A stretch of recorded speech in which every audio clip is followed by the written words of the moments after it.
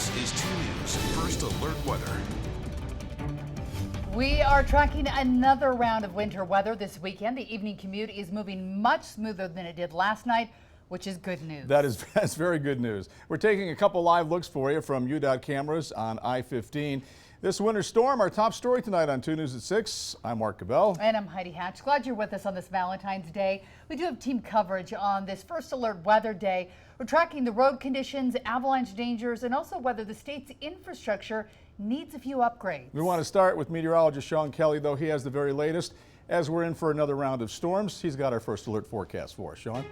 Yeah, that's right. We are tracking our second part of the storm pushing into the area. We had a burst of heavy rain here in downtown Salt Lake City. You could see the reduced visibility out there, the rain out in the distance as the temperatures slowly dropping quite a bit. In the next few hours, the temperatures will eventually be down into the 30s, and we'll start to even see a little bit of that changeover back to a mix of rain and snow, and then eventually all snow here for the valley floors with some light snow accumulations as well. Up towards the north and west, we've got some scattered showers inching closer towards Logan, Brigham City, Ogden. Heavy snow up into the Cottonwood Canyons, including Park City. Back out towards Tooele County, seeing some heavy snow. A mix in the Nephi area down through Fillmore, Beaver, Panguitch, Cedar City, St. George, everyone dealing with some scattered snow and rain shower activity here through this evening. We'll continue this on through the overnight. Avalanche risk will continue to rise as we get into the day on Saturday. We want to make sure everyone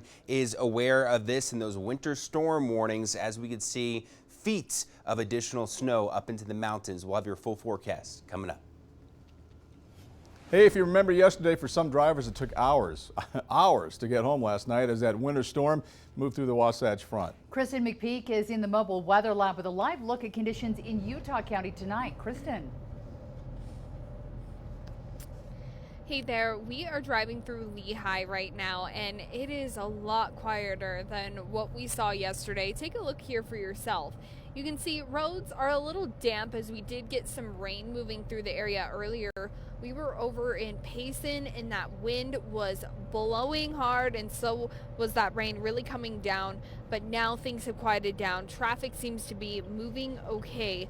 Now, I reached out to UHP earlier today, and we did get reported 250 crashes throughout the last storm cycle and slide-offs there, so they had a lot on their hands. But I did speak with a UDOT spokesperson. He says it's important to just take your time out here on the roads, no matter what, especially with President's Day weekend coming up, super busy weekend. Now, I did speak with the driver today. He says he saw 3 crashes on his commute yesterday, and he's just avoiding it all today.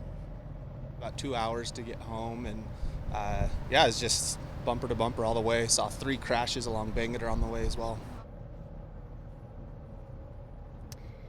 And so back out here live, we are about to kind of hit some commuter traffic near Point of the Mountain. You can see all those brake lights coming on right now. We'll be keeping an eye on conditions out here, but for now you can check to our website, KUTV.com, with any alerts or breaking news information for you. We'll have that all there. I'll send it back to you in the studio. All right, we're covering Utah County tonight, where some cities are trying to catch up with growth. When you combine nasty weather and more cars, it can be a huge problem. Thousands of drivers found that out last night in a big way. Brian Will joins us live in Eagle Mountain. And Brian, is there any relief coming soon for some of these commuters? Heidi and Mark, it's a way different picture out here today than it was last night for these drivers behind me. Traffic may be flowing more smoothly now, but that wasn't the case yesterday. And the Utah Department of Transportation says some relief is on the way. Patrick Stafford lives here in Eagle Mountain. He makes the drive to Murray 4 days a week to work, but Thursday night's drive home was different. I feel like I've never seen this. I've seen what I would say like way worse snowstorms, and I felt like people would still go pretty fast. This one just felt like there was a lot of congestion from how big this area is growing and how fast. What time did you finally get home at? After 11 p.m. I left at 2:30, didn't get home till after 11. He's not alone. Wyatt Woolley with the Utah Department of Transportation was also stuck in Thursday night's traffic mess. I was stuck probably 5+ hours driving up and down myself. So yeah, we understand the frustration of being stuck on the road. This area of the valley is seeing explosive growth.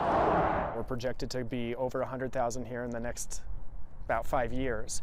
And so managing traffic, managing residential growth, although these align with state priorities. Are there other plans in the future to either kind of widen or add more to the roads with the help of the congestion? Currently, people driving from Salt Lake County down into Utah County on the west side take Redwood Road. I think it's a 5-lane road total, and we're going to be putting a freeway next to it. So in addition, it'll be freeway speed. Now, the drivers I spoke to said this commute and yesterday has them changing what they're going to pack in their car on their daily commute. That includes extra clothes and more snacks, along with a full tank of gas. Heidi and Mark, back to you. Yeah, crazy. If I drive 10 hours, I want to end up at the ocean in California. Well, check this out. Yet another close call in Utah's mountains. A backcountry hiker is safe after he had to dig himself out of a small avalanche in Provo Canyon. Yeah, officials with the Utah Avalanche Center say conditions in the Utah mountains very, very dangerous all over the state right now. Paul Nelson, Live Force near Provo Canyon with more on this. And Paul, was this hiker injured? Well, we hear that he is safe, and he was actually not injured in this avalanche, and he was able to walk down the mountains today. However, safety experts say that avalanche risk is already very high right now, and it's going to get worse over the weekend. Search and rescue crews say the man went up the Big Springs Hollow area just past Vivian Park in Provo Canyon. One man was searching for a good area to set up a base camp for a group that was planning on doing some backcountry skiing. But Sergeant Dallin Turner with the Utah County Search and Rescue's office says the hiker called his friends after he got caught in a slide. Told him he was at about 7,000 feet and there was a small slide that he'd gotten caught in, but he was safe and dug himself out. After he dug out of the snow, Turner says the man decided to set up camp in the area. Two of that man's friends were going to look for him, but Turner says they told those friends to stop their search because avalanche risk was between high and extreme. We even had reports from UDOT that some of their guys were experiencing small slabs even on level ground. His friends declined an on-camera interview, but they say they were very worried after they couldn't get in contact with him again until noon. They weren't sure if he got caught in another slide. So why is avalanche risk so high? Utah Avalanche Center forecaster Greg Gagne says for many people in the backcountry, their experience is working against them. He says conditions are not the same as they normally are this late in the winter. I suspect that they're using that usual thinking of, well, it's mid-February, we have a stable snowpack now, and I can get on any slope I want. We can't do that this year. He says every mountainous range in Utah, north and south, is at high risk, not only because base levels are fragile, but the mountains are getting very heavy snow. So some areas in the Provo mountains over the last 24 hours have received over 3 inches of water. That's a lot of water. What can the Utah Avalanche Center do to make sure that as many people know the dangers are out there? Yeah, so we do everything. Our biggest resource we provide are daily avalanche forecasts. Now, Gagne says we have already had 4 avalanche fatalities in Utah this season, but we've had a lot of close calls. So he says we are fortunate that more people have not been killed because of avalanches. Reporting live, Paul Nelson, KUTV 2 News.